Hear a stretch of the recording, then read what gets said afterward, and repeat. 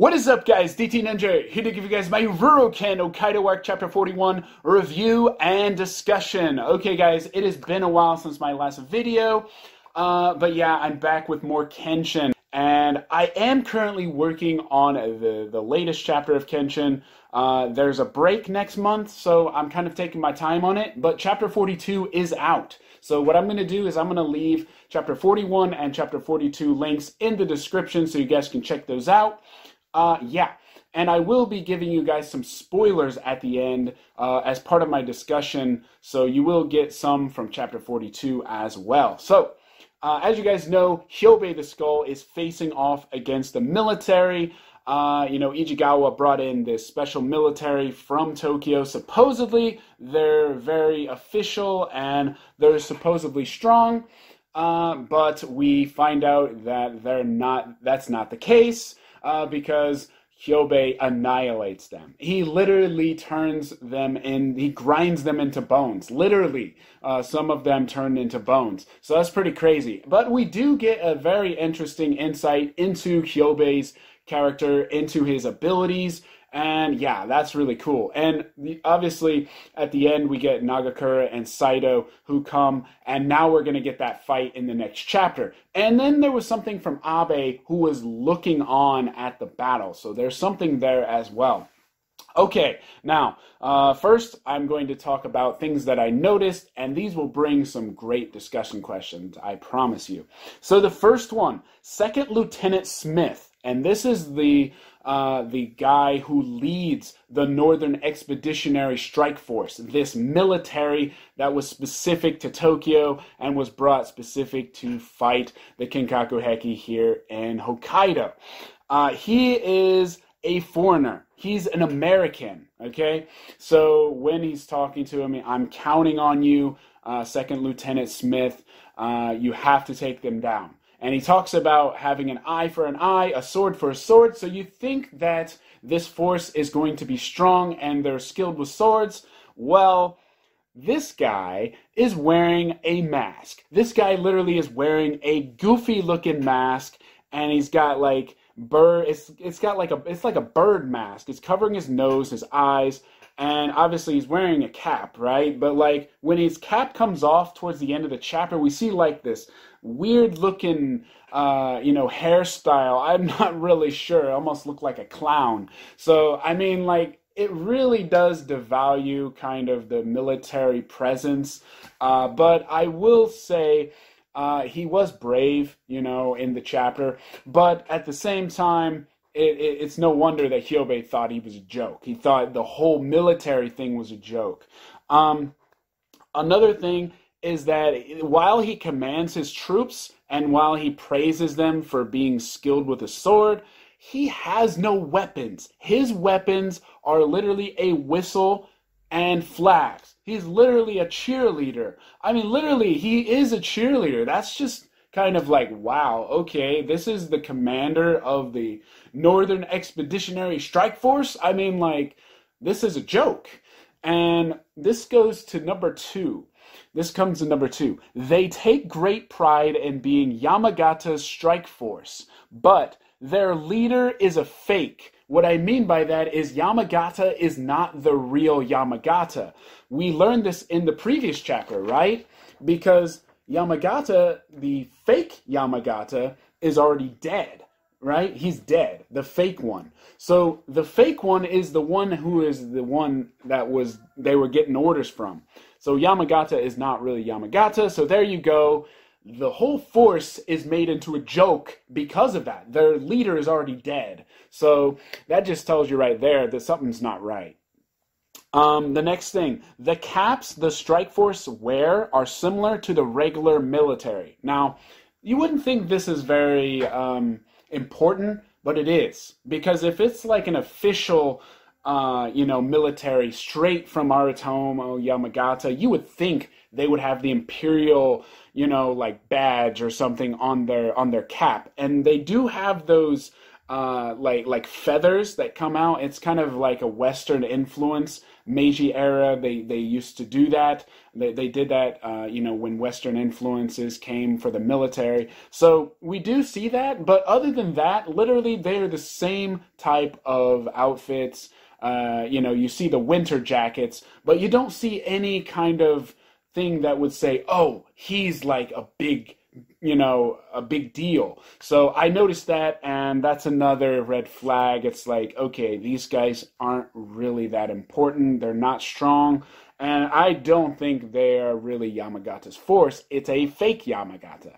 So I noticed those things, but yeah, Mishima wears the same thing that he does. And I will say those caps, those military uniforms are very similar to the real ones of that era. So they did a good job. You can tell they did their homework on that. Number 4, Kaoru burns all the food she is cooking. Okay, so in the title page, guys, you will see Kaoru, and it shows Kenshin standing there. It shows Ashitaro, and he's eating a fish. Okay, he's happy. He always loves food, whether it's burned or not. And then you have Iran, and he looks like he has some potatoes or dumplings. I'm not exactly sure. And then, of course, you got Kenji, really cute. He's like just using the grill, just warming himself up because, it's winter time. And then, of course, you have Asahi on the side. They all just seem to be enjoying themselves. Well, if you look closely, you'll see Kaoru's face, and it's like these dots. And it's like, wow, okay, she's seriously burning all the food. And then you look at Kenshin, and he's got that kind of concern, but kind of, okay, look, kind of the Oro look. And then you got Iran, and he's like kind of confused, and he's got the food. So obviously she burnt the food again, right? Because she's not very good at cooking. But yeah, that's a really funny thing I noticed in the title page. That's one thing they've kept, that they've always kept. Okay, the next thing. When the leader of the strike force, we're talking about Lieutenant Smith, the second Lieutenant Smith, not the Yamagata who's already dead, but the leader in this chapter who's commanding the troops. He, when he says charge at Kinkaku Heki, the commander Hyobe, we see Hyobe's eyes light up, right? We see them light up. He can read his opponent's minds. Okay, so what he's doing there, he's reading their strategy. Literally, they're all attacking all at once with swords, and he's just got crossed like this. So when they all come at him and do the sword barrage, by the way, they do a sword barrage, and all the swords come out at once. He's already prepared for that, and he's got like the ultimate defense. It's pretty crazy, but there's something else to that, to his eyes lighting up. I believe there is something else to that. It's not just that he's reading his opponent's mind for strategy. It's actually that he's controlling his power. He's setting up the enemy, or he's setting up his opponent to be basically killed. And we see that happen. I mean, some get grinded into bones. So yeah, I found that interesting, and that will be a discussion question here in a little bit. The next thing, Hyobe's battle form or type seems to rely heavily on defense. So we're talking about basically he's being protected in some sort of manner. So the military, the regular military, the local military, they're shooting bullets at him, right?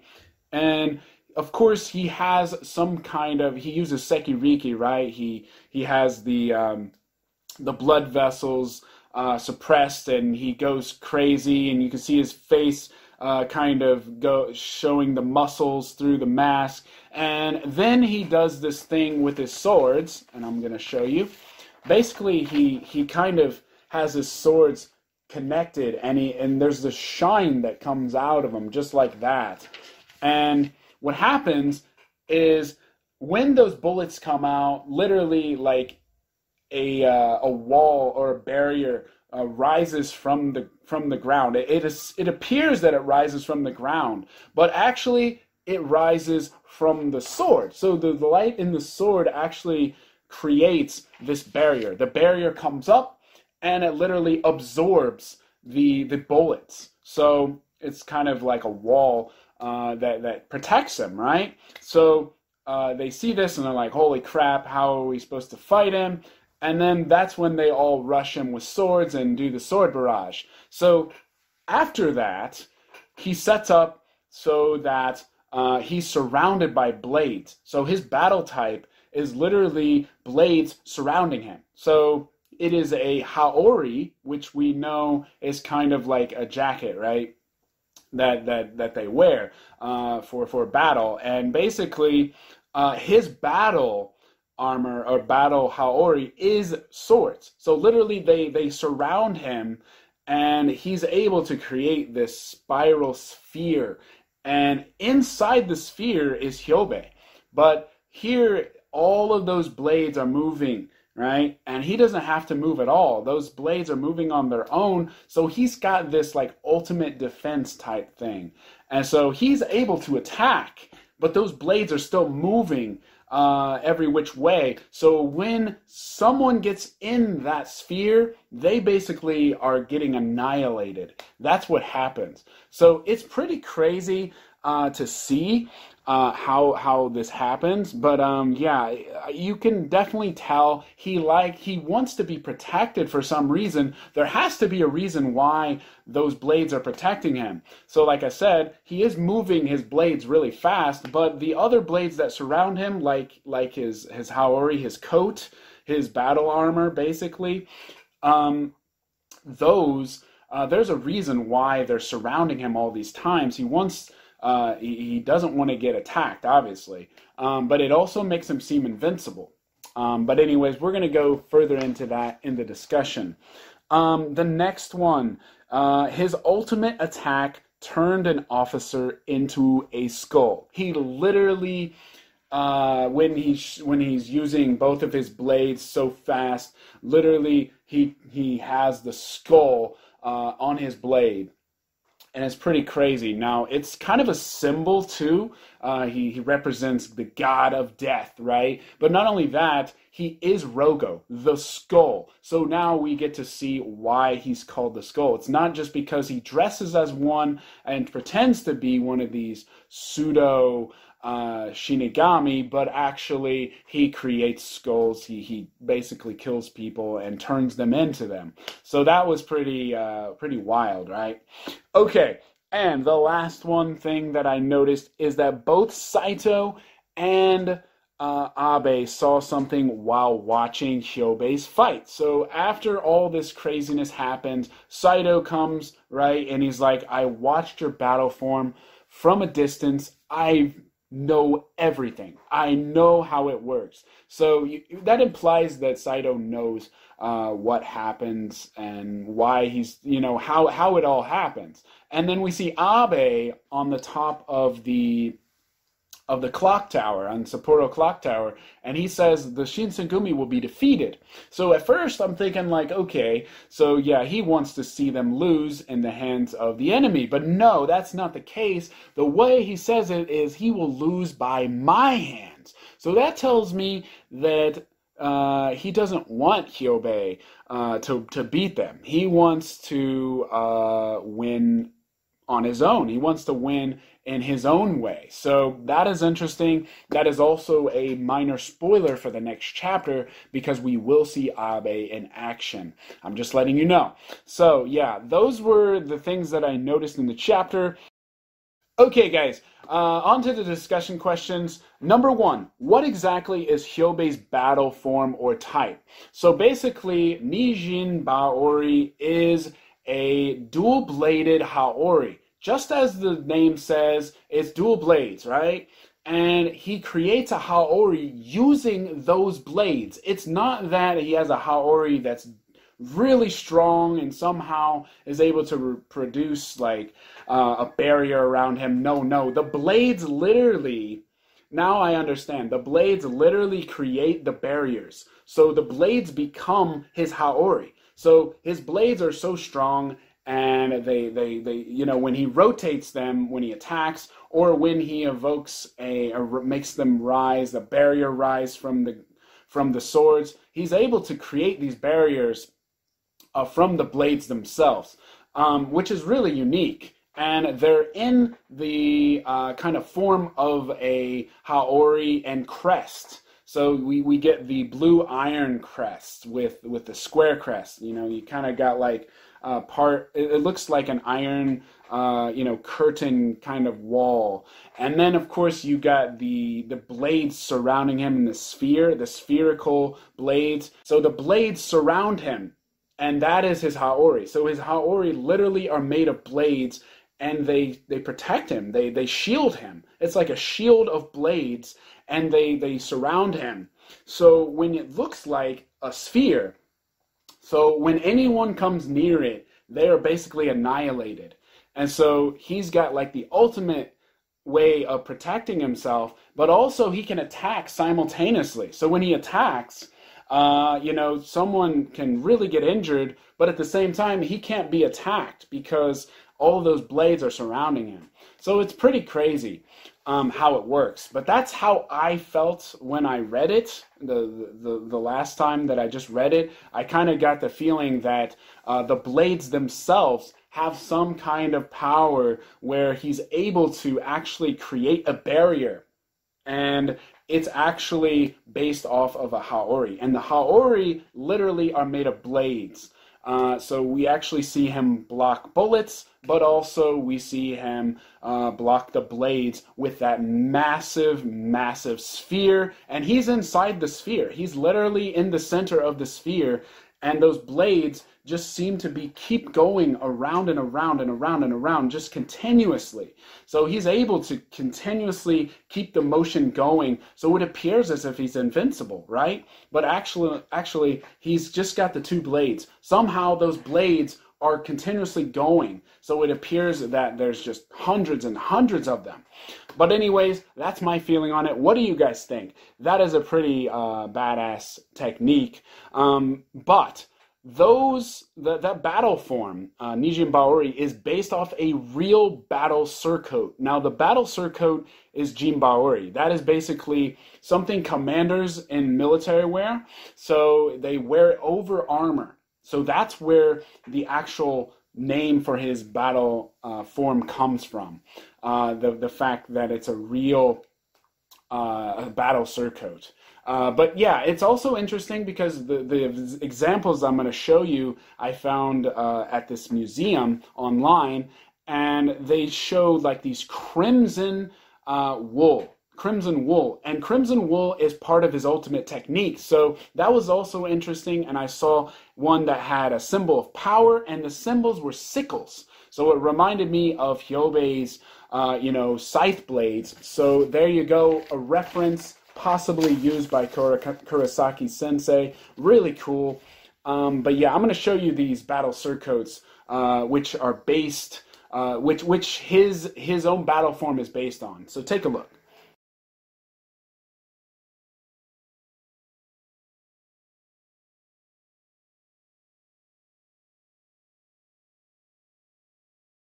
All right, guys. So that's pretty cool. I like how, they use like, actual stuff that actually relate to history and actually create it in a unique and, for fiction. That's pretty cool, unique way. But yeah, like I said, Hyobei's power is pretty crazy. Yeah. Okay, so number 2. What is the importance of Hyobei's eyes? Now, when we're talking about, the sphere, when he's got the blades surrounding him, like basically, a shield of armor. Basically, the blades are his Haori that he wears. You'll see his eyes light up, okay? Especially when he attacks. When his eyes are lighting up, you'll see they have the same one here. So what I'm thinking is that either this means that this is defense, possibly. Because if you think about it, if he's attacking, he wants to defend at the same time. So maybe he's actually making it so that the blades are more hardened, or they're ready to defend against anything. Instead, when he attacks. So that would make him pretty much not vulnerable at that moment. That's what I'm thinking, because in the new chapter, in chapter 42, the next chapter, we actually see him fighting Saito and Nagakura, And he's in that sphere, right? But he's upside down. And what's interesting, we see the eyes light up, but we see two different eyes, two different shapes of eyes. One of them is this one, and the other one is like this one, which is a spiral. So what I'm thinking is that maybe one of the eyes actually has the ability to control his defense, and the other one is his offense. And maybe that they control his attacks. Maybe he's trained so that his eyes somehow have power to control, his offense and defense. I don't know. That's pretty crazy, but I noticed this. I noticed that his eyes were in that moment when he was attacking, and then the other way when he's not attacking, they're spiral. So maybe that's the case. And I get the feeling that might be because we see that in the next chapter. But like I said, he also can read the opponent's minds and possibly memories, because we saw him do that to the fake Yamagata, right? So anyways, that's number 2. Number 3, what do you think Saito noticed about Hyobei's battle form? He mentions that I've seen it all from a distance. So that also implies that he notices some sort of weakness. That's pretty much what he's saying. And why is Abe so confident towards the end? Did he also notice something? He says, I will defeat the Shinsengumi with my own hands. So it's not as if Hyobei is not strong enough, but it implies something else. It implies that he may have spotted a weakness of the enemy as well. And maybe he can exploit it better than Saito and Nagakura. So that's also interesting. So what did he notice? Well, I'm going to spoil you. Chapter 42, Saito noticed that, yes, his eyes do have some sort of ability and power to control his techniques. So what they do, Saito and Nagakura face off against Hyobei, and the spirals are coming straight at him, and they're just attacks are coming left and right. Nagakura somehow uses his 3-stage attack, and he halts the technique. He literally strikes one attack. And once he hits Hyobei is literally frozen. He can't move, right? He basically makes it so his center of gravity is just pulled down, and he can't move, right? His center of gravity is just stopped. So what happens is Saito gets in motion, and he gets his Gatotsu ready, and he strikes his Gatotsu right through the eye. So that tells me that was his weakness. That is where possibly his power is coming from, or where he's controlling it from. So that's my feeling on it. But what do you guys think? You can read chapter 42, as I said, and get a better feel for what I'm talking about. But yeah, anyways, that's my feeling on it. But he continues to fight, so he obviously has his own abilities by himself, not even with these otherworldly things. And I like how it's so outlandish and out there, because he is supposed to be a Shinigami, a god of death. So that's really unique for his character.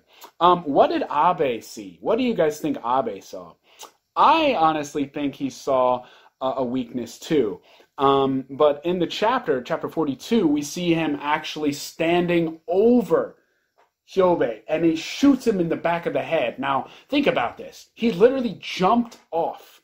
He jumped off the clock tower and landed perfectly on Hyobei's shoulders. That's just freaking crazy if you think about it. And then he lines up his revolver and shoots him in the back of the head.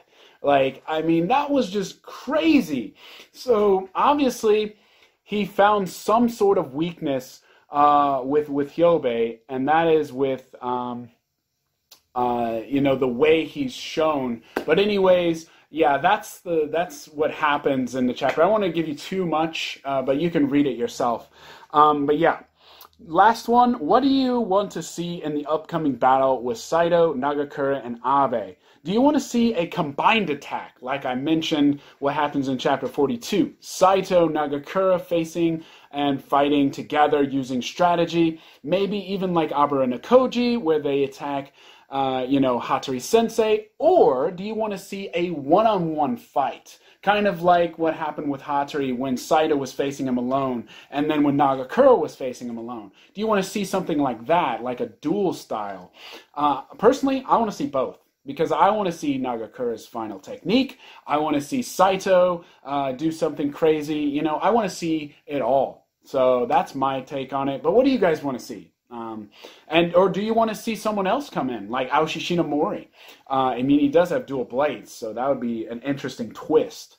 And maybe they could, have, see like the image of of Hijikata through him, because that's who his character is based off of. But yeah, that's pretty much my discussion, guys. I hope you guys enjoyed. And yeah, I will see you guys in the next one.